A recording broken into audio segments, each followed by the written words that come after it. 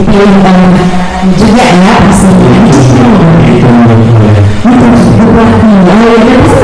Sayang dong ya sama Pak Yudi ya. Oh jelas dong ya, senyum ya. Bapak luar biasa dari kepemimpinannya Bapak. Baik, berikut kita akan berkenalan juga dengan koordinator penyuluh Kecamatan Amarasi Barat, ada Bapak Franciscus Begus. Selamat pagi Bapak. Selamat pagi. Bagaimana kabarnya Pak? Baik, luar biasa. Tepuk tangan buat Bapak. Uangnya juga tepuk tangan. Lupa tadi kita tepuk tangan buat Pak Lurah. Sekali lagi buat Pak Lurahnya. Baik, selanjutnya kita kenalan juga dengan Ketua Komunitas Pelaku Usaha Mikro Baun ya, ada Bapak Apri. Aduh, halo Bapak Apri, apa kabar? Iya, ya, coba saya angkat dulu ya Bapak ya. Nah, bagaimana kalau kita siap? selamat pagi dan salam sehat kita semua. Tepuk tangan buat Pak Apri dong. Baik, dan yang terakhir saya perkenalkan juga di sini ada Direktur LKP UMKM dari Nusa Tenggara Timur, ini provinsi tentunya juga hadir ya. Ada Bapak Yeremias R.A. Manu STPMN. Tepuk tangan dong buat Pak Diki. Lebih akrabnya disapa. Halo Bapak, apa kabar? Baik. Baik juga. Sehat, cerah, ceria ya. Tadi kesini sudah stay di sini atau baru dari Kupang? Dari Kupang ke sini? Kurang lebih 30 menit lah. 30 menit. Oh, baik. wow, amazing. Memang perjalanan ke sini juga jalan semakin baik ya. Saya juga akui itu waktu saya terakhir ke sini 5 tahun yang lalu. Ini saya hari ini baru ke sini karena tugas negara. Jadi luar biasa, jalannya juga udah makin baik. Baik, kita akan langsung saja mulai dengan dialog kita berbasis video tentang bagaimana kita memaksimalkan pendampingan pelaku usaha. Kalau kita bicara soal usaha mikro, kecil, dan menengah, ini telah mampu membuktikan kemampuannya dalam perekonomian di Indonesia.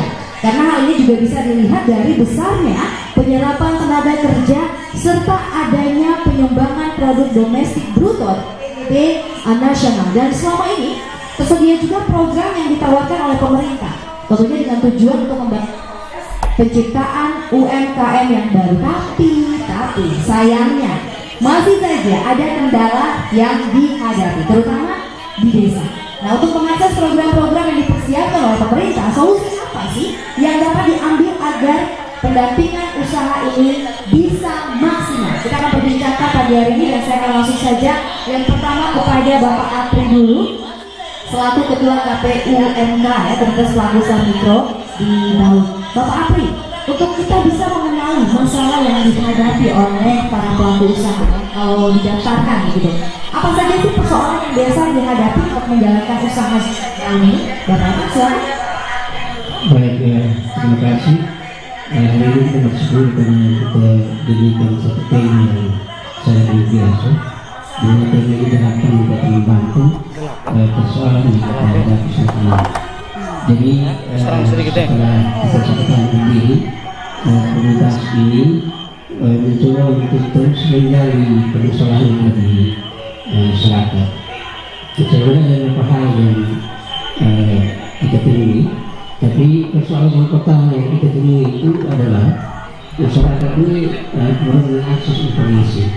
Jadi informasi yang datang kebijakan dari pemerintah itu terkadang tidak sampai kepada masyarakat. Ya, contoh kasus ya, contoh kita bicara tentang nomor induk berusaha. Kalau kita berbicara kepada masyarakat, mereka ada yang bingung, ini apa sih ini nomor induk berusaha ini? Karena ini satu kebijakan yang dibuat oleh pemerintah untuk memberikan kekuatan kepada kredibilitas usaha kita ke depan. Dan selain itu juga yang kita temui di masyarakat itu langsung kemampuan sumber daya manusia itu kita temui, itu kemampuan sumber daya manusia untuk mengelola usahanya itu kita temui, dan itu sangat sangat mempengaruhi setiap usaha yang kita jalani. Kemudian juga pemanfaatan teknologi, bahwa kalau kita mengelola usaha kita di era yang sekarang, kalau kita ketinggalan teknologi, maka kita juga akan ikut tertinggal. Ya, orang dulu kita masih pikul jualan kita ke pasar, sekarang tidak, kita bisa hanya lewat HP kita sudah bisa menjual. Nah ini masih banyak masyarakat yang tidak mengenal teknologi ini. Kemudian juga keterbatasan modal. Ya, sebenarnya imbasnya dari kurang informasi itu. Karena pemerintah sudah memberikan bantuan ada pinjaman kur misalnya atau pinjaman merdeka di Bank IDT, tapi itu masih tidak diakses oleh masyarakat atau khususnya petani. Kemudian ada keterbatasan bahan baku. Makanya kita punya gerakan yang kita buat di komunitas ini adalah gerakan kewirausahaan sosial. Jadi apa yang kita usahakan ini berdampak pada usaha-usaha yang lain begitu. Ya, jadi mungkin seperti ini Mbak Vero. Terima kasih. Baik, jadi saya bisa tangkap di sini yang pertama akses usaha, yang kedua SDM, yang ketiga penggunaan teknologi, terus masalah keterbatasan dana ya atau modal, dan juga tadi keterbatasan bahan baku ya. Oh, ini masalah yang cukup pelik begitu ya ketika kita ingin membuat sebuah usaha. Masalah mendasar sebenarnya yang penting untuk ditingkatkan atau di-upgrade. Sebelum saya ke Pak Lurah, saya mau tanya dulu ke Bapak Ibu, apakah selain 4 masalah yang disampaikan oleh Pak Apri ini, ada di antara Bapak Ibu yang juga punya masalah lain begitu yang mungkin belum disampaikan oleh Pak Apri? Ada masalah yang dihadapi ketika mau buka usaha di tempat ini, UMKM begitu? Apakah dari segi transportasi, akomodasi? Oh, Bapak ada, baik. Mikrofonnya tolong diberikan satu. Mungkin punya saya aja atau? Oh iya, baik, boleh dipakai dulu punyanya. Yang penyanyinya, iya. Boleh sebutkan nama, silakan Bapak. Baik, terima kasih. Jadi nama saya Seta Kunut, saya juga pelaku dari usaha mikro ini. Jadi selain yang disampaikan oleh Bapak Apri, yang paling penting adalah kemauan dan kesadaran kita sebagai masyarakat, khususnya petani, untuk melakukan usaha itu. Karena kalau tanpa kemauan, walaupun pemerintah berusaha untuk memberikan motivasi seperti apapun, itu akan sia-sia. Saya ngalamin itu. Saya juga dengan Om Apri itu sering berusaha untuk bagaimana menyadarkan masyarakat, petani-petani kita, pengusaha-pengusaha kecil yang ada di desa kelurahan ini, untuk bagaimana mereka mau dulu sadar dulu bahwa potensi-potensi usaha kecil yang ada di desa kelurahan itu sangat besar. Mungkin itu sudah saya.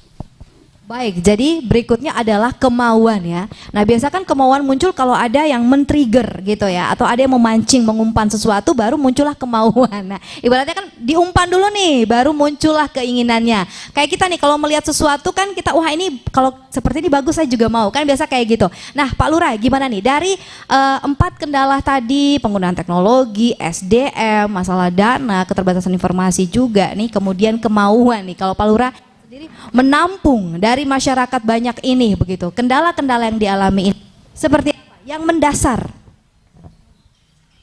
Baik, terima kasih Mbak Vero.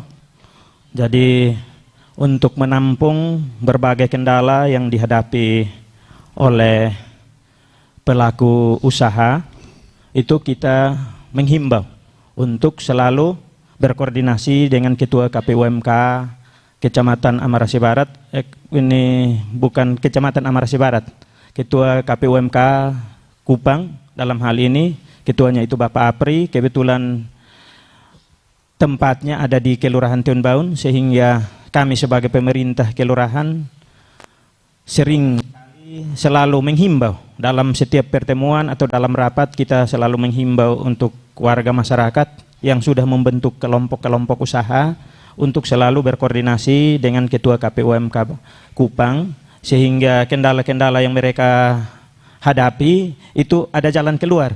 Karena pengalaman-pengalaman dari kelompok-kelompok usaha yang berusaha secara mandiri, berdiri sendiri, itu kadang mengalami kesulitan, tidak ada jalan keluar. Sehingga kita sudah memberikan izin usaha, tetapi seperti tadi disampaikan oleh Ketua KPUMK tadi, untuk pemanfaatan teknologi, karena sumber daya manusianya itu tidak memadai, maka mereka mengalami kendala. sehingga mau berkoordinasi dengan siapa dan mau kemana. Tetapi dengan adanya KPUMK yang berdiri di Kelurahan Tiun Baun di pertengahan tahun 2021, itu saya mendukung penuh KPUMK sehingga mampu memfasilitasi kelompok-kelompok usaha yang ada di Kelurahan Tiun Baun, dan juga bukan hanya di Kelurahan Tiun Baun tetapi yang menyebar di Amarasi Barat. Jadi contohnya mau mendapat NIB atau nomor induk berusaha, itu kadang mereka bingung. Tetapi dengan adanya KPUMK yang berdiri di Kelurahan Tiun Baun, maka banyak kelompok-kelompok usaha yang mendapatkan NIB secara gratis melalui ketua KPUMK atau komunitas. Dan banyak keterbatasan-keterbatasan yang dihadapi oleh banyak kelompok usaha, terutama untuk dana. Itu juga ada kerjasama pihak pemerintah Kelurahan Tiun Baun dan juga KPUMK untuk memfasilitasi kelompok-kelompok usaha yang ada di Kelurahan Tiun Baun dengan memberikan izin usaha untuk mendapat bantuan dana kredit merdeka dari Bank NTT. Jadi itu juga yang selama ini kita upayakan, tetapi belum ada respon positif dari masyarakat. Jadi kadang masyarakat belum percaya penuh kepada kita. Jadi kadang kita sudah memberikan pemahaman secara baik untuk mengarahkan untuk kalau bisa bergabung dengan ini KPUMK, tetapi masih ragu. Mereka kebiasaan kita masyarakat ini mau lihat bukti dulu. Oh, ini berarti ada keturunan Thomas ya. Iya. Lihat dulu baru percaya ya. Ini yang bahaya. Untuk ke depan kalau kita mau sejahtera begitu ya Bapak Mama ya. Aduh, oke. Itu kendalanya berarti ya Pak Lurah ya, yang mendasar adalah padahal sudah ada peningkatan nih sebenarnya dengan kehadiran KPUMK nih, sebenarnya sudah membantu dan berusaha juga untuk kalau punya kendala ayo kita selesaikan secara bersama. Bahkan sudah ada kerjasama juga ya dengan Bank NTT yang disampaikan. Saya ke Pak Jimmy dulu. Nah, dari apa yang disampaikan ya Pak Jimmy, bagaimana sih sebenarnya mekanisme yang baik dalam kita membangun sebuah usaha kecil sampai bisa mengakses bantuan-bantuan yang ditawarkan pemerintah begitu terkait dengan si keluarga Thomas ini ya. Kira-kira seperti apa nih Pak Jimmy yang sebenarnya biar mempermudah lah masyarakat memahami bahwa ini nggak susah loh, ini nggak sulit loh, ini bisa loh begitu. Silakan Pak Jimmy. Oke, terima kasih. Selamat pagi semua. Ibu Vero, terima kasih. Saya sudah beberapa kali ke tempat ini. Saya mencoba untuk memahami apa yang terjadi di sini. Ada beberapa poin penting yang mungkin kita mesti diskusi lebih detail berkaitan dengan bagaimana membangun UMKM di sini. Kalau kita lihat dari historis, orang Amarasi itu orang-orang bisnis, Bapak Ibu. Karena jual sapi, jual ternak, jual apa. Yang penting sudah menjual, itu sudah bisnis. Ya, jadi itu kita sudah punya dasar. Yang kedua memang ada pergerakan, ada perubahan modernisasi bisnis. Gitu ya. Jadi kita tidak bisa bertahan dengan cara kita yang lama. Dunia sudah berubah, lingkungan bisnis sudah berubah. Nah, kesulitan-kesulitan sebetulnya dimanapun ada, mulai dari rumah tangga kita, di kantor kita, dimanapun ada kesulitan. Tetapi kita tidak boleh terjebak di dalam kesulitan. Satu hal yang saya lihat di sini adalah harus ada perubahan mindset. Yang tadi bicara tentang kemauan, kesadaran, itu soal mindset pertama. Ya. Kenapa? Orang mungkin belum berpikir bahwa bisnis itu bisa membantu hidupnya berubah. Kalau kita mau berharap menjadi seorang karyawan, jadi pegawai, berapa di sini kantornya? Hanya kantor lurah. Perusahaan apa yang ada di sini? Tidak ada. Bisnis jadi pilihan. Nah, bagaimana mengelola bisnis dengan cara yang benar, dengan apa kapasitas kita masing-masing sebagai petani, penenun, pengolah, ya apalagi dari peran-peran kita semua. Nah, karena itu Bapak Ibu, satu, perbaikilah mindset. Kita pernah pelatihan di sini. Sebenarnya itu mau memicu juga, yang tadi disampaikan oleh Mbak Vero. Ya. Pelatihan sebenarnya saya dengan Pak Apri kita diskusi bagaimana coba memicu. Ya, terus kemudian bikin grup dan kemudian kita diskusi. Tidak ada yang respons. Artinya kita tidak merasa bahwa sekarang kita tidak bisa bertatap muka begini terlalu lama. Kenapa? Karena orang sekarang bukan hanya offline, online juga gitu. Jadi kita tidak harus ketemu begini dulu baru omong. Pendampingan itu bisa dengan cara dalam tema ini ya. Pendampingan itu bisa dengan cara yang online. Oke, sekarang begini. Pemerintah sudah menyiapkan banyak fasilitas. Saya dengan Pak Apri ini kita dua omong tentang NIB sebenarnya, izin usaha. Sekarang ini NIB itu di tangan Bapak Ibu, kalau bisa tahu aplikasinya bisa langsung urus izin sendiri. Gitu ya. Nomor izin berusaha. Dulu memang kita harus mulai dari lurah, RT, RW, lurah, habis waktu kita capek jengkel mundur. Sekarang tidak. Bisa datang ke Pak Apri urus. Kalau internet tidak bermasalah, NIB keluar hari itu. Sudah sangat mudah. Jadi kita tidak bisa bilang pemerintah tidak bantu. Pemerintah sudah bantu dalam cara. Bisnis sekarang sangat mudah Bapak Ibu. Ya. Untuk izin sudah cepat. Ya. Tinggal berkomunikasi dan urus. Kita mau dapat sesuatu harus tukar dengan sesuatu. Itu yang disebut dengan trade off. Ya. Saya mau dapat sesuatu, saya mesti tukar dengan sesuatu. Ketika ibu datang di sini, ibu mesti tukar sesuatu. Kasih tinggal rumah, kasih tinggal suami. Jadi kita harus berpikir bahwa untuk mendapatkan sesuatu harus tukar dengan sesuatu. Itu prinsip ekonomi kalau kita mau masuk dalam wilayah itu. Tidak bisa ada yang gratis di dunia ini lagi, begitu. Tidak ada yang gratis Bapak Ibu. Gitu. Termasuk pengorbanan dari teman-teman tim RRI. Ini kan ada sesuatu yang ditukar juga nih, gitu. Untuk menyiarkan ini mereka juga berkorban, buru-buru dan semua. Ya, itu prinsip-prinsip dasar yang kita mesti paham. Yang pertama. Lalu mindset yang kedua berkaitan dengan izin sudah ya. Berkaitan dengan akses pembiayaan. Bapak Ibu coba hitung. Berapa lembaga keuangan di sini? Ada. Bapak Ibu ini paling dekat. Ada ke sana kan lebih jauh. Kalau di sini kan ada Kooperatif Monafem, Kopdit, ada Bank NTT, ada BRI. Layanan keuangan ada, bukan tidak ada. Kalau tidak ada itu yang kita susah karena mau cari di mana. Karena ada dekat. Cuman apakah kita mau akses ke sana? Kalau akses ke sana itu kan bariernya, kendalanya itu adalah ya kita juga mesti siap fisik. Orang tidak bisa pinjam uang hanya untuk konsumsi. Pinjam uang untuk bisnis. Saya dengar tadi ngobrol dengan Pak Apri, ada satu ibu yang sudah sampai ke Jakarta. Ibu siapa ya? Yang sampai ke Jakarta. Ibu yang mana Bapak Apri? Ibu Katerina. Ya. Ya, Ibu Katerina itu sampai ke Jakarta ya. Itu kaitan dengan tenun ya. Iya. Nanti kita omong tentang tenun. Ya. Tapi paling tidak itu kan sudah membuka pikiran. Ibu sudah lihat banyak hal bahwa dunia ini sudah berubah. Bercerita kayak yang lain Kosonde. Bercerita supaya mereka juga tahu walaupun mereka tidak ke sana tapi mereka tahu cerita tentang apa yang terjadi, supaya harus tahu bahwa dunia ini sudah berubah gitu, sudah berubah, sudah bergeser dan sudah menekan perilaku kehidupan kita. Tidak bisa lagi dengan cara-cara lama, dia akan tekan. Salah satu contoh, dulu kita mau sembunyi informasi, sekarang ada HP, buka Google tahu, tidak ada lagi yang mau disembunyikan. Mau belajar apa tahu, begitu.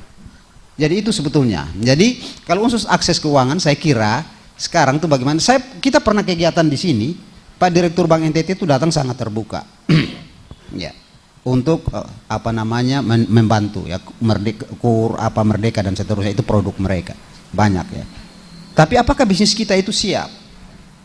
Pengalaman pendampingan bahwa uang atau pinjaman yang datang itu kebanyakan habis untuk pesta-pesta, konsumsi dan seterusnya, bukan untuk bisnis.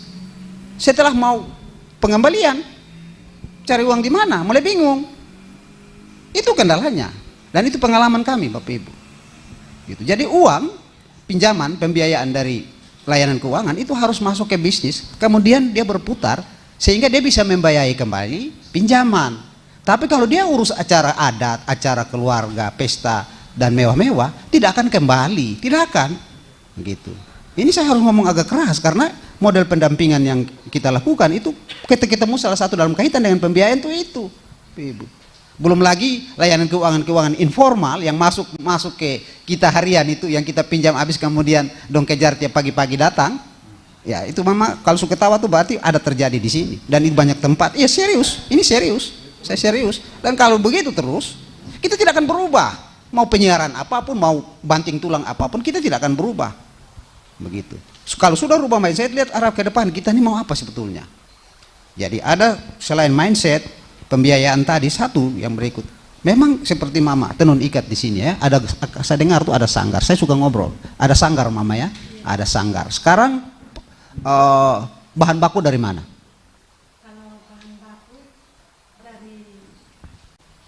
Yes. Benang maksud saya. Katrina pakai mic, Ibu Katrina. Kalau bahan baku beli dari toko. Dari toko. Toko tuh di mana?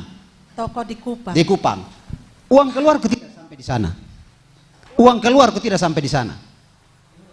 Keluar, transport. Beli hanya untuk Mama.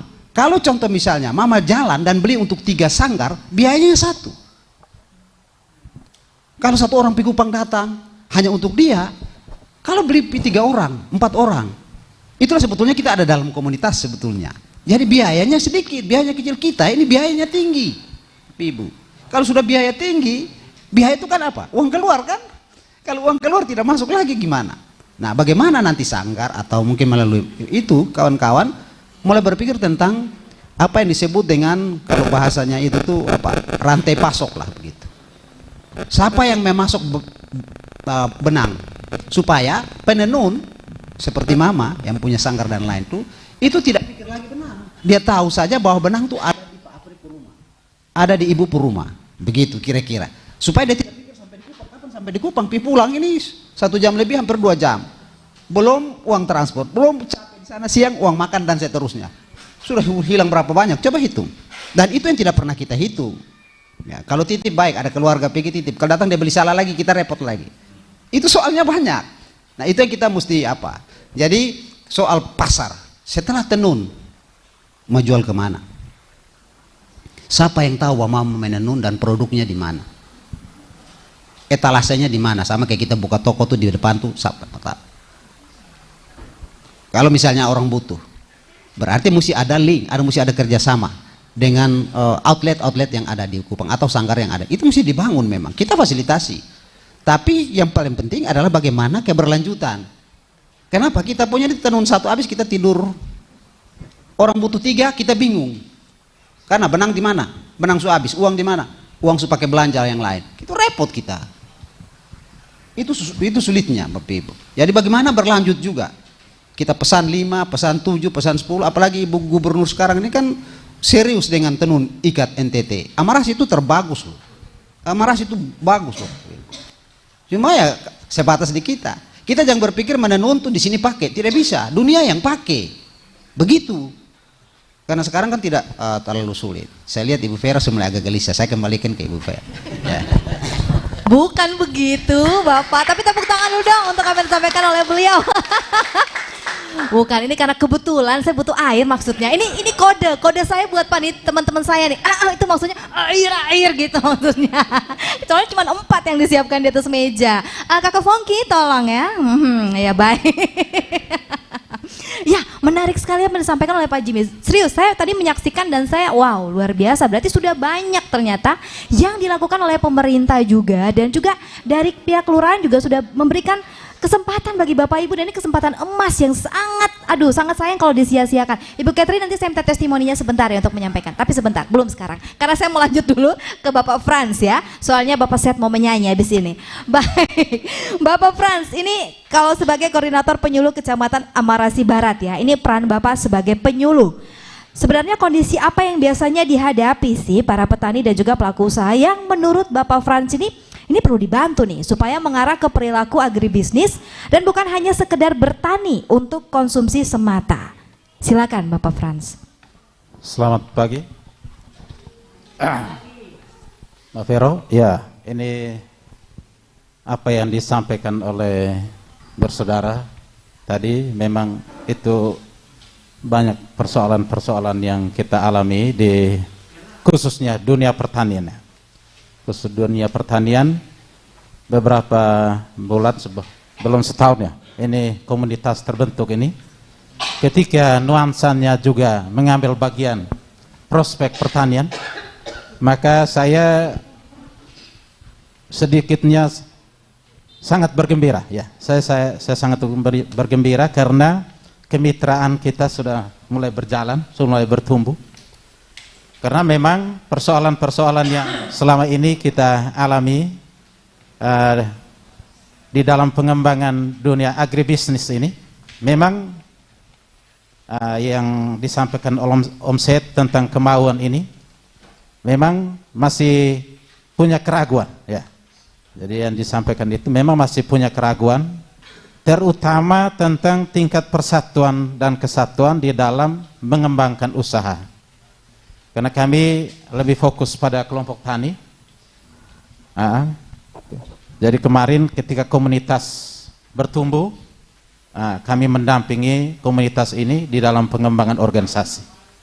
Dalam pengembangan organisasi tentang pengembangan usaha, khususnya di sektor pertanian ini, itu memang untuk sekarang memang dibutuhkan bahwa memang harus organisasi yang terbentuk harus punya SIM. Jadi paling kurang mereka itu sudah terdaftar sampai ke tingkat kementerian. Itu menurut Undang-Undang Nomor 49 2020 itu Kementan memang organisasi usaha ya, organisasi usaha di bidang pertanian itu memang harus sudah punya SIM terdaftar ke kementerian, dan itu kami yang lakukan bersama dengan komunitas ini dan sudah menghasilkan lebih dari 25 kelompok. Ini sudah sangat luar biasa. Kami bersama-sama ya, kami bersama-sama. Memang persoalan yang terjadi memang untuk pengembangan agribisnis banyak yang belum mengambil keputusan. Jadi kita di sini luar biasa, dari sejak nenek moyang kita di Amarasi ini kita mengambil keputusan tentang sapi.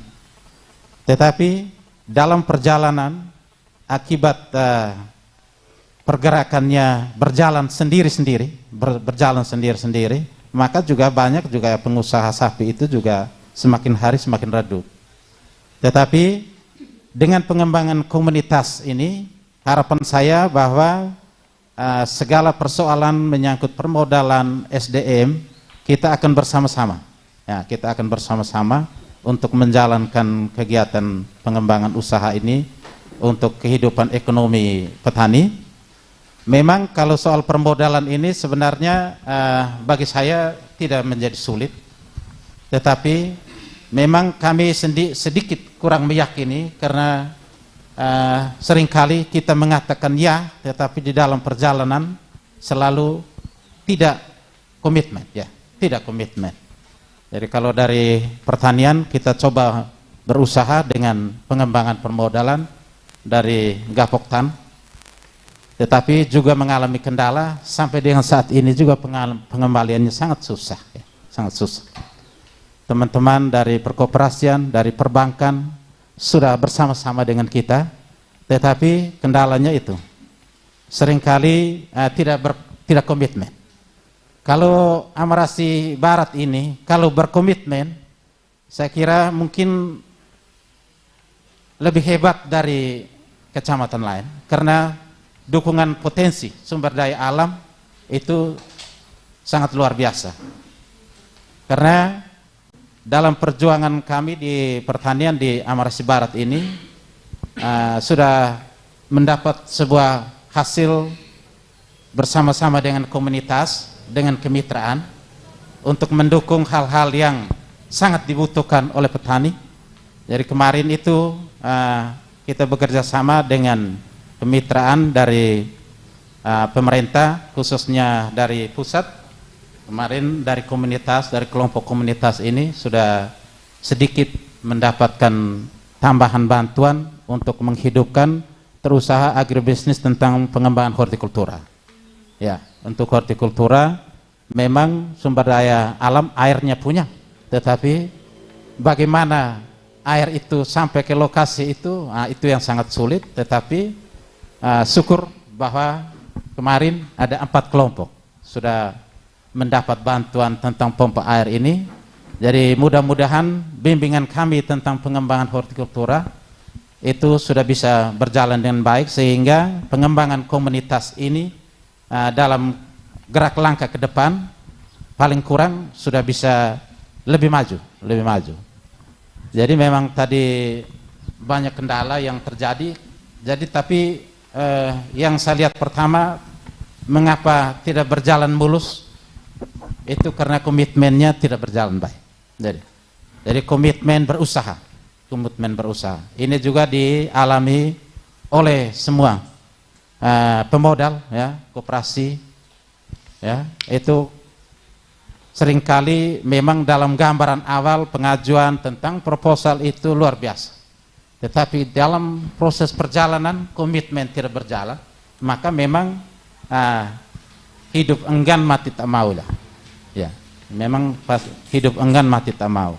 Jadi sebenarnya untuk pengembangan komunitas, ya, untuk komunitas ini itu bagi saya merasa sangat luar biasa. Karena untuk Kabupaten Kupang, ya, untuk Kabupaten Kupang bertumbuh pertama dari Amarasi Barat, ya, bertumbuh itu pertama dari Amarasi Barat. Kemudian memang dalam dunia agribisnis kekuatan utama itu komitmen mengambil keputusan tentang usaha apa yang mau dilaksanakan.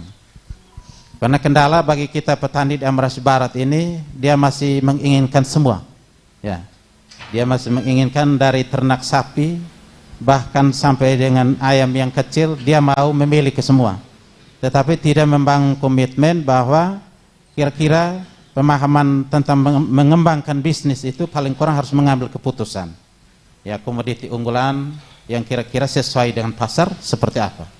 Tetapi kami namanya perubahan, ya, namanya membuat perubahan tentang perilaku tidak semudah, ya, tidak semudah.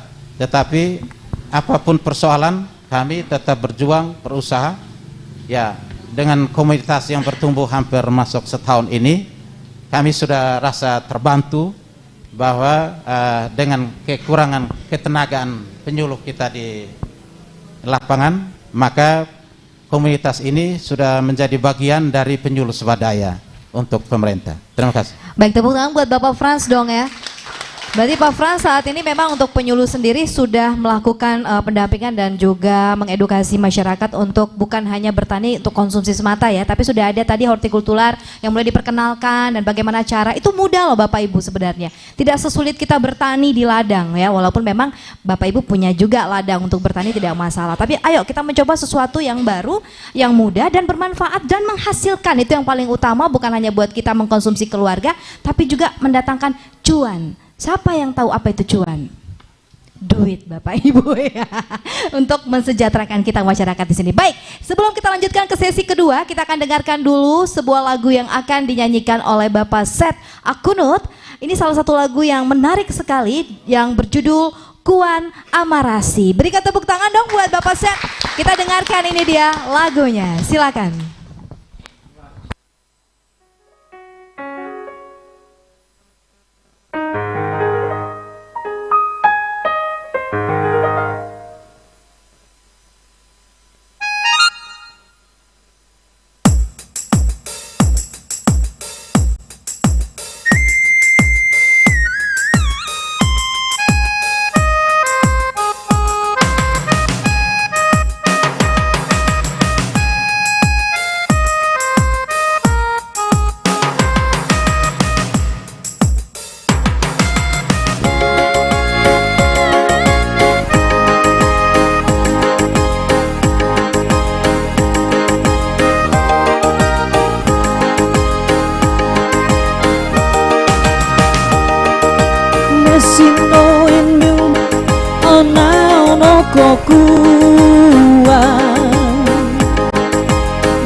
Usaitan aina amana usaitan aisi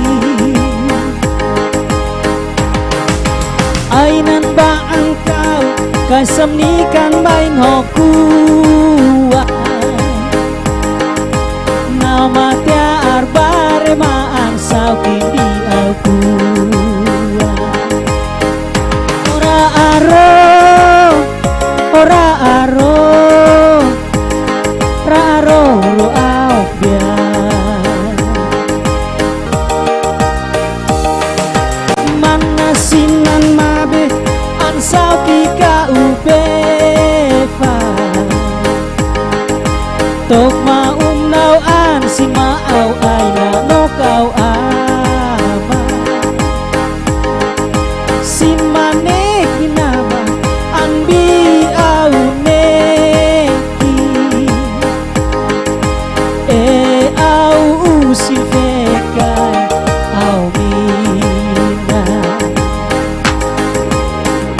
ora aro, ora aro, ora aro ro aopian. Ora aro, ora aro, ora aro ro aopian.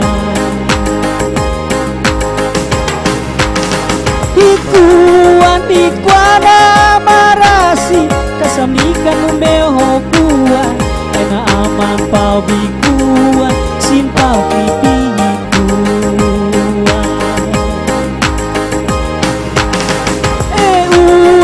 usi fika yao mina tenambihe eties haim tok mamwen ni buan haim tok mame fena haikuan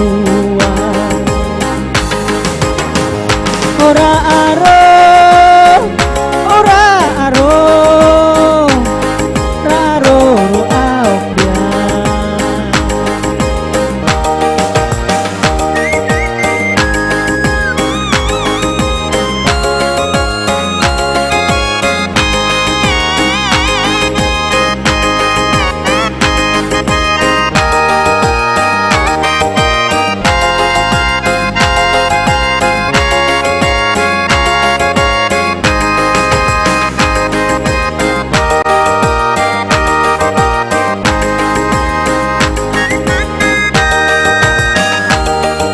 Manasinan mabe ansau kika ube fa tok maumnau an si mau ai nanok au ama sin manek minaba andi au neki au usil fekai au mi ora aro, ora aro, raro ro aopian. Ora aro, ora aro, raro ro aopian. Ikuan ikuana marasi kasambikan numeo kuan aina aman pau bikuan sin pau kipihikuan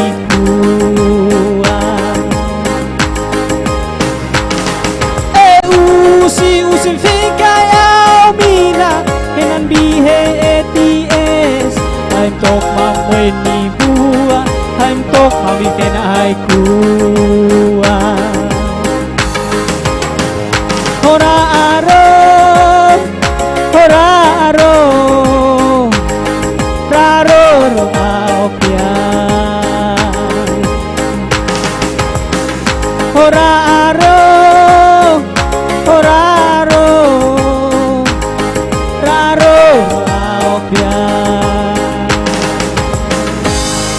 Tepuk tangannya sekali lagi buat Bapak Set. Bapak Set sebentar. Bapak Set, beta mau tanya, Kuan Amarasi itu lagu tuh artinya apa? Karena beson mengerti. Kampung Amarasi. Aha. Oh, bisa ngomong di mic kok biar nanti orang semua juga bisa dengar, biar rasa bukan hanya beta sa. Jadi lagu ini berkisah tentang Kuan Amarasi. Kuan Amarasi itu adalah kampung Amarasi. Suatu saat, saya lagu menjadikan suatu saat orang-orang Amarasi yang ada di luar diharapkan kembali untuk kita bersama-sama membangun kampung Amarasi. Ois, luar biasa. Beta sangat ini sangat sampai banyak setuju dengan apa yang disampaikan oleh Bapak Set ya. Ketika kita berhasil di luar, ayo kita kembali untuk membangun kampung halaman kita ya. Amazing. Baik, kita lanjutkan kembali Bapak Ibu pendengar dan juga pemirsa YouTube channel RRI Kupang. Kita masih dalam rangkaian acara Dialog Luar Studio berbasis DBU dengan topik memaksimalkan pendampingan pelaku usaha, dan kita akan lanjutkan kembali. Kali ini saya mau ke Bapak Apri ya untuk penyampaiannya kepada kami semua nih sebagai Ketua KPUMK. Tadi sudah disampaikan segala hal. Sebenarnya Pak Apri, hal apa yang perlu diupayakan ya agar semua pelaku usaha di desa ini bisa terbantu? Kalau Bapak Apri sendiri begitu, apakah ada target ke depan, maunya seperti apa nih begitu UMKM-nya dengan perencanaan yang sudah dibuat untuk kesejahteraan masyarakat juga nih Pak Apri? Baik ya, terima kasih. apa yang tadi disampaikan oleh Pak Jimmy itu menjadi impian kami, Mbak Vero. Ya, satu saat itu kami harap nanti kita punya jaringan. Jadi persoalan penyedia bahan baku itu sudah bisa, dan itu kita sudah mulai.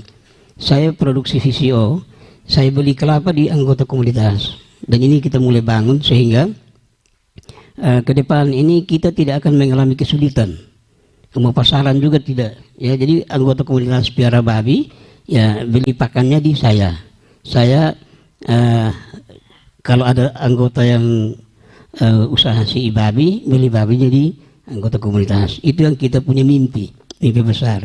Tapi kita masih bergumul dengan yang tadi disinggung oleh Pak Jimmy tentang mindset. Sehingga sebenarnya pendampingan ini sudah ada, Mbak Vero. Kita sebentar kita akan menyerahkan bantuan aspirasi dari pusat kepada kelompok tani. Kita tahun ini hampir 1,5 miliar kami serap dana dari pusat itu dari pendampingan itu. Ya, tapi pendampingan yang kami bangun sekarang adalah pendampingan yang berkesinambungan. Ya, karena pendampingan ini kita tidak bisa sangkali bahwa kita sudah didampingi. Pemerintah kasih bansos. Ya, ada pinjaman di koperasi, pinjaman di bank. Tapi cukup sampai di situ. Nah, di komunitas kita coba bangun. Jadi saya memberikan rekomendasi kepada pelaku usaha untuk ajukan pinjaman merdeka di Bank EDT, tapi saya dampingi. Ya, usaha untuk piara sapi, babi, saya ikut. Apakah babinya sudah ada? Ya, kalau kesulitan pakan, kita bikin pelatihan pakan fermentasi. Jadi kita dampingi dan kita berharap nanti kalau ini dipahami. Tadi Bapak Mama sudah mendengar apa yang disampaikan oleh Pak Jimmy. Itu mimpi kita. Ya, ke depan. Kalau kita punya konsep sama dengan yang tadi disampaikan Pak Jimmy, saya yakin bahwa pelaku-pelaku usaha termasuk petani ini dia akan berkembang dan kita akan keluar dari yang namanya ketergantungan. Ya, makanya tema HUT kemerdekaan kita dari tahun lalu sampai hari ini masih sama, merdeka dari ketergantungan. Kalau kita mau keluar dari situ, apa yang harus kita buat? Memaksimalkan semua potensi yang ada. Kita bersyukur karena ada pendamping PPL, juga Nona Sau, pendamping dari koperasi. Ya, mereka hanya 1-2 orang ya. Sayang kalau kita paksakan mereka untuk harus mendampingi sekian ribu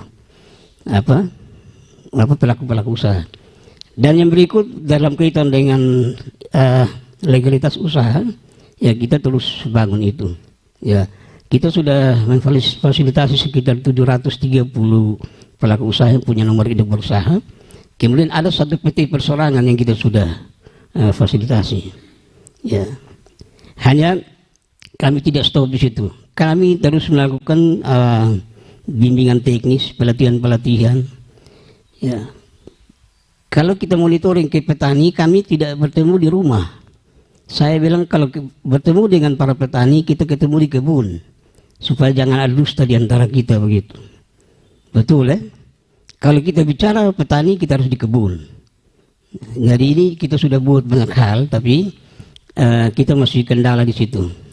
Yang berikut, saya berharap setelah kegiatan ini, yang dulunya mulai menghindar, mari kita sama-sama sudah. Karena ketika komunitas ini berdiri, kita banyak orang. Lama-kelamaan dia akan mundur karena pola pikir kita. Ya, kita kumpul untuk apa? Ya, kita masuk tahun kedua ini, Mbak Vero. Ya, sangat luar biasa kita punya pendampingan. Sehingga ya, mimpi saya komunitas ini bukan hanya ada di sini. Saya punya jaringan sampai di kecamatan lain, sampai di Takari. Ya, saya rangkul anak-anak muda yang punya semangat berusaha untuk menjadi, mereka akan menjadi motivator-motivator. Karena kita berharap nanti satu saat komunitas ini akan menjadi kendaraan bagi pelaku usaha ini untuk bisa keluar dari persoalan-persoalan mereka. Ya, jadi ini yang kami coba buat supaya bisa keluar dari persoalan itu, dan untuk mengatasi itu kami bangun kemitraan. kami bermitra dengan pemerintah, semua kepala dinas yang berkaitan dengan pelaku-pelaku usaha ini saya bangun relasi yang kuat. Jadi kalau kita ke dinas sana kita tidak terlalu sulit. Juga kita sampai ke pusat. Saya bangun relasi dengan salah satu anggota DPR RI. Hanya pola kita berpikir bahwa ini kita berpolitik. Tidak. Undang-undang amanatkan kita untuk kita punya kewenangan untuk menyampaikan usul saran melalui dana aspirasi. Nah ini yang kami coba bangun seperti itu. Terima kasih. Baik. Ini menarik sekali apa yang disampaikan oleh Pak Apri ya, bahwa memang berarti ada perkembangan ya, ada perkembangan juga. Sudah mau jalan tahun kedua, sudah terlihat begitu perkembangan dialami oleh masyarakat yang konsisten komitmen gitu ya.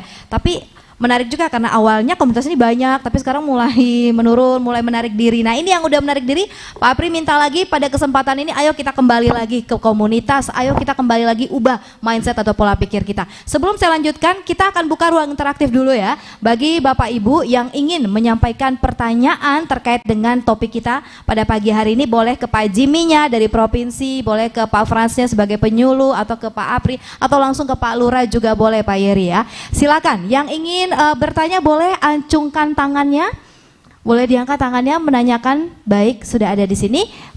Silakan Kak Sony, ada juga di belakang. Oh kita mulai dari belakang dulu baru di depan. Mohon maaf ya Bapak karena paling dekat mikrofonnya di sana. Boleh bangkit berdiri, sebutkan nama. Silakan. Baik, selamat siang untuk kita semua. Terima kasih. Nama saya Fritz Kevin Ewafai. Saya adalah pelaku usaha yang dimana saya menjual BBM, minyak pertalite dan solar. Kemarin saya membuat izin usaha di Pak Apri. Saya mau bertanya, setelah saya mendapat izin usaha, saya ke Pertamina, katanya izin usahanya tidak berlaku untuk mengambil BBM. Jadi pertanyaan saya, apakah izin usaha yang kita buat ini bisa mengambil BBM atau tidak? Karena izin usaha yang saya dapat itu izin usaha untuk mengambil BBM. Tapi setelah sampai di Pertamina, kami ditolak atas izin usaha ini. Mungkin sedikit ini informasi, terima kasih. Baik, pertanyaan pertama kita tampung dulu masalah izin usaha. Padahal di situ izin usahanya tertera untuk usaha pengambilan BBM ya, bahan bakar minyak ini. Namun ditolak ketika sampai di Pertamina. Penanya kedua boleh silakan bangkit berdiri, sebutkan nama. Baik, terima kasih atas waktu yang diberikan. Di sini saya tidak memberikan pertanyaan, tapi saya ingin hanya memberikan penjelasan. Nama saya Bernardus Otemusu dari Desa Sowa. Saya juga termasuk dalam komunitas KPUMK, dan di dalam KPUMK ini punya komitmen dan sangat terbuka. Fokus dan perhatian terhadap prioritas-prioritas pertanian, peternakan, dan sudah masuk dalam dunia perikanan sekarang. Dengan adanya anjuran dari dinas untuk pencetakan kartu Kusuka untuk bagian perikanan. Dan di sini kami anggota komunitas juga sudah mendapatkan kartu Kusuka itu. Dan yang kami harapkan ya, kalau sudah mendapatkan kartu Kusuka dari pemerintah, ya kita mohon untuk kalau bisa ada perhatian dari dinas, yaitu memberikan bibit kepada kami untuk kami bisa lanjutkan. Terima kasih. Baik, ada berapa banyak yang sudah mendapatkan kartunya? Untuk Kurang lebih hampir dari 25 anggota kelompok yang bergabung sudah 15 ya, berarti siap sudah, untuk mulai melakukan itu ya, untuk pembibitan untuk ikan ya, sudah siap ya. Kita sudah kolam juga sudah Kolam siap. sudah disiapkan, luar biasa. Tinggal hanya menunggu bibit. Baik, ini bisa didengar juga ya oleh bapak-bapak di dinas perikanan. Silakan boleh menjawab pertanyaan dari Bapak Fritz tadi terkait dengan masalah izin usaha pengambilan BBM yang ditolak di Pertamina, Bapak Apri.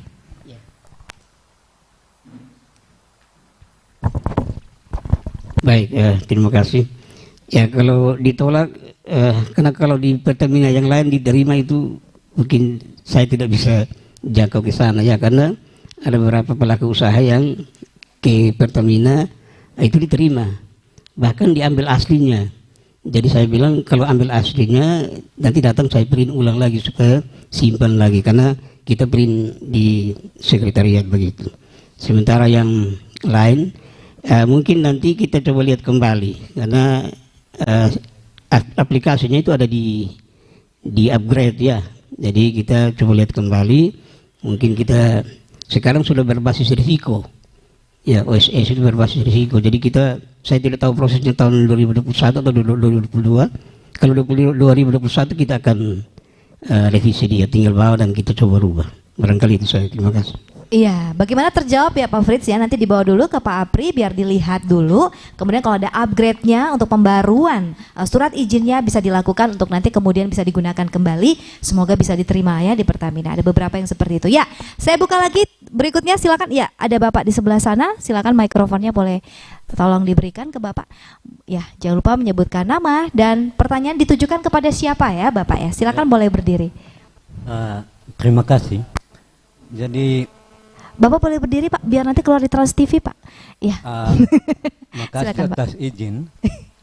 Jadi mohon maaf, pertanyaan saya hanya untuk memberi satu penegasan bahwa komunitas ada ini karena keterpanggilan nurani.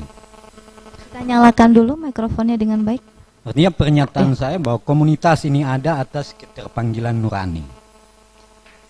Menghubungkan pelaku masyarakat yang gelap dalam satu hubungan, baik itu ke lembaga formal atau non formal, itu menemukan jalan. Jadi kepedulian ini karena ada instrumen yang formal dan ada datang dari empati individu.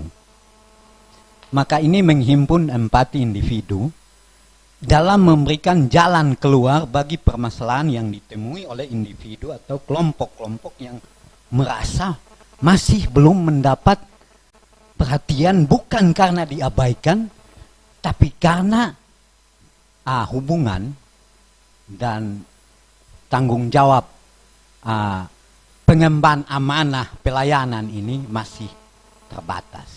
Apalagi daerah-daerah seperti kita ini. Kalau petugas pendampingannya itu formal, maka kemampuan pun harus diberi perhatian lebih. Nah, kalau non formal berarti mesti diberi ruang gerak yang sedikit spirit. Artinya diberi keterbukaan jalan untuk menjadi penghubung. Ini harapan kami, karena saya juga salah satu anggota yang terpanggil untuk ada dalam komunitas ini. Karena kalau tanggung jawab itu harus menjadi beban utama pemerintah, ini berat loh. Karena komunitas ini muncul karena persoalan global pandemi kan. Maka ini respon dari sebuah aksi membangun kepedulian sosial dalam meningkatkan ekonomi masyarakat. Nah, ini berarti instrumen resminya itu harus sedikit diberi spirit. Mungkin spirit dalam hal energi tambahan. Karena saya berpikir kalau seorang petugas lapangan mendampingi petani peternak, dia mengelilingi desa yang sekian banyak dengan biaya transport atau biaya perjalanan dinas. Ini baik, persoalan yang jadi ini bukan kritik, bukan mencari kesalahan. Siap. Atau juga mengkambing hitamkan siapa-siapa. Hendaknya menjadi perhatian yang utuh. Baik. Ya, makasih mungkin ini. Baik, terima kasih Bapak atas tanggapannya juga ya. Jadi perhatian bagi para pendamping, bagaimana juga diperhatikan begitu ya. Baik, ya. Baik Bapak Ibu, karena berhubung juga ini sesaat lagi ya, kurang lebih 4 menit begitu waktu kita. Mungkin bisa ditanggapi apa yang disampaikan oleh, bukan mau tutup ya, belum ya. Jadi 4 menit karena tepat pukul 10 kita harus sama-sama berdiri untuk mendendangkan lagu Indonesia Raya ya. Jadi masih ada 4 menit waktu yang tersisa. Silakan untuk boleh menanggapi apa yang disampaikan, silakan. Iya, tadi tadi satu yang tidak terlupakan dalam kaitan dengan kartu kusuka, memang kita selalu mengikuti perkembangan, sehingga informasi-informasi yang berkaitan dengan peluang-peluang untuk mendapatkan bantuan itu kami perkuat kelompok-kelompok ini, pelaku-pelaku usaha ini dengan legalitasnya, perizinan. Salah satunya NB, ada SIMLUHTAN, ya, Sistem Informasi Manajemen Penyuluh Pertanian. Itu kita fasilitasi untuk kita daftarkan. Karena jangan sampai tahun depan kalau sudah diberlakukan sistem layanan satu data, jangan sampai kita petani KTP, tapi negara tidak mengakui kita sebagai petani, karena ketika kita masuk di sistem itu nanti ditolak begitu. Termasuk juga dengan kusuka. Makanya kita mendorong untuk para petani ini yang punya, kalau kita ngomong nelayan ini kan ada profesinya, perikanan ada profesinya. Ada yang profesi sebagai nelayan, ada yang profesi sebagai pembudidaya ikan, ada yang profesi sebagai pengolah ikan. Nah, itu kita harus daftarkan di kusuka namanya. Dan itu kita lakukan itu, sehingga dari kelompok-kelompok yang ada ini masih banyak yang belum, karena kita proses kusuka itu prosesnya juga cukup rumit. Ya, kalau jaringannya bagus kita akan cepat melakukan proses itu. Terima kasih, ini tambahan dari saya. Baik, kalau untuk menanggapi apa yang disampaikan oleh Bapak Dolof, ya, Bapak Dolof tadi, ya, kurang lebih 2 menit waktunya, silakan boleh ditanggapi Pak Jimmy, silakan. Iya, pendampingan itu dilakukan oleh 2 pihak, 1 lembaga, 2 orang. Kalau beliau ini kan pendamping orang, tapi juga mewakili lembaga. Yang kedua, pendampingan itu harus ada yang namanya kompetensi. Kita mendampingi orang kaitannya dengan tenun, paham tidak tentang tenun. Mendampingi nelayan, paham tidak tentang nelayan. Gitu. Jadi kita juga jangan menjadi dokter umum, menjadi dokter spesialis. Yang masalah jantung ya jantung, masalah telinga ya telinga. Kita seringkali mau jadi dokter umum, semua kita tahu habis. Ya hanya yang kita dampingi juga bingung, kita sama-sama bingung, jalan-jalan di tempat. Nah gitu, kalau Ibu Vero suka tahu artinya kita mulai rame, begitu kira-kira. Oke. Nanti baru kita lanjut lagi. Indonesia Raya itu sangat penting. Baik, saya undang kita semua bangkit berdiri Bapak Ibu, dan kita akan sama-sama mendengarkan lagu kebangsaan Indonesia Raya.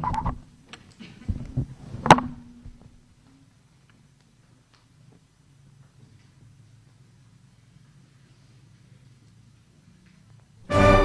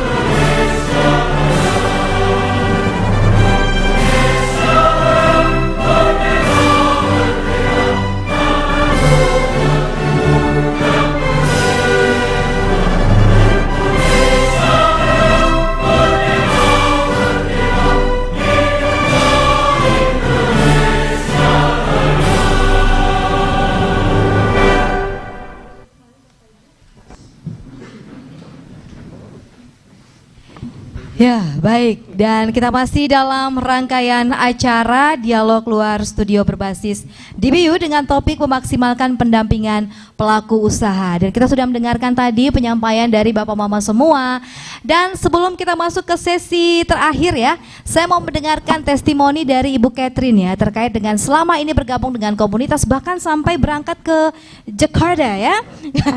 Kalau kita bilang Jakarta, ke Jakarta. Ibu Catherine boleh berdiri dan mungkin boleh menyampaikan bagaimana ketika bergabung dengan komunitas ada perubahan yang positif dalam usaha Ibu Catherine yang dijalani begitu ya. Silakan saya berikan kesempatan untuk menyampaikan testimoninya. Baik. Iya. Terima kasih atas kesempatan yang diberikan kepada saya. Saya Ibu Katerina Neparasi, Ketua Kelompok Tenun Ikat KNE. Kelompok saya berdiri tahun 2004 sampai tahun 2022 ini. Tetapi selama berjalannya waktu, saya tidak sadar bahwa tidak urus semua surat-surat atau surat izin NPWP. Tetapi tahun ini baru saya sadar bahwa setiap usaha itu harus ada izin. Jadi tim saya datang minta SK dari kelurahan. Bapak Lurah di sini bilang begini, hei kelompok sudah bertahun-tahun tetapi tidak ada SK. Mic-nya boleh didekatkan SK di kelurahan. Iya. Mama omong mic bisa dekat di mulutku. Supaya orang semua dengar. Oke, silakan. Jadi Bapak Lurah berbicara kepada tim saya bahwa kelompok ini sudah bertahun-tahun berdiri tapi tidak ada SK dari kelurahan. Dan saya sadar bahwa setiap usaha itu harus punya surat-surat. Jadi saya ke Bapak Apri, saya urus surat izin berusaha. Bapak Apri urus INB, urus juga dengan akta berdirinya kelompok, NPWP pribadi dan NPWP kelompok. Di situ ada peluang dari Dirjen Kebudayaan, ada peluang untuk kita masukkan proposal dan RAP. Di sana RAP dan proposal saya diterima, dan itu adalah berkat dari surat-surat izin yang saya pakai. Dan terima kasih sekali bagi Bapak Apri, Bapak-bapak semua yang ada di sini, Bapak Lurah Teonbaun, Bapak PPL Amarasi Barat, Pak Frans, dan juga Direktur LKP UMKM NTT, Pak Jimmy, dan juga Bapak Apriado sebagai KPUMK, dan juga terima kasih banyak kepada Bapak Ibu petugas dari RRE Kupang. Terima kasih. Luar biasa, sekali lagi tepuk tangan buat Mama Catherine. Udah cantik orangnya gitu ya, baik hati, rezeki tidak kemana Bu.